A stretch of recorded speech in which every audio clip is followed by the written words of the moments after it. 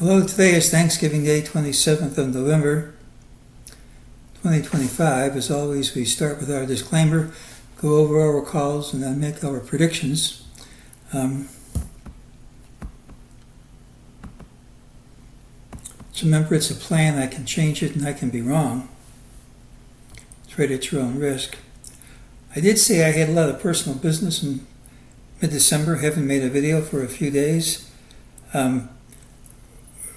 That's all been canceled because I had some unplanned personal business. I had a serious accident, had to go to the hospital, have major surgery, and I'm going to spend a lot of time in rehab even though the surgery went well. I don't really know how much of my own money I'm going to be risking on these calls because I might not be around to make the trades. And if you're going to risk your own money, please keep that in mind.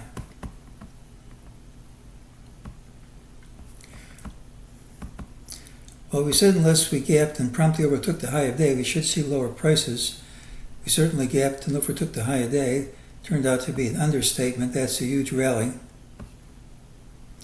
The huge rally has left a target behind, 67.0136, and time runs out early Friday. Now, it's so far away, it probably isn't going to print. But for right now, it hasn't failed yet, and that's a live target. We gapped up, hit higher highs, closed under all these highs. That's a negative feature too.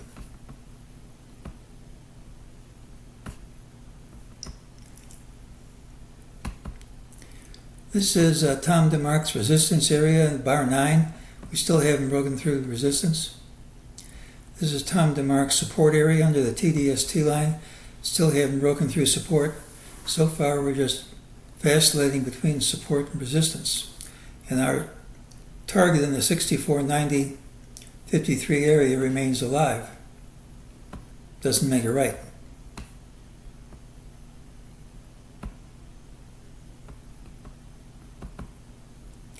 Well, Friday's stub session has the early high regardless of where we open. Now, sometimes the forecast for a stub session doesn't manifest until the following Monday. So if we do nothing Friday and everything happens Monday, it's not without precedent. Sometimes these stub sessions can be powerful, sometimes they go nowhere. We gapped up, hit a higher high, but closed under intraday highs. And if that's maintained, at the open, it's in the bearish pattern. It should lead to lower prices, even if we don't close lower. There's a lower MEJT target whose preferred time frame ends early Friday. It's so far away it probably won't print. However, NASDAQ McClellan Oscillator is really far over its upper Bollinger Band. We couldn't maintain these highs. It's a great setup for gapping down Friday and dropping all day. But just because the setup is there, that's not a guarantee it's going to happen. We need to wait for the open. We don't gap down. I'm not saying we're going to drop all day. If it's going to work, you really like to see an island reversal here. But I don't know where we're going to open. We could open way up here and kill the whole idea. There's always a rule that gapping sharply in the undesired direction kills the call, and certainly this has been a strong up move. But it's not strong when you have all day to rally and follow through, and you don't. And it's not strong to leave another failed target behind.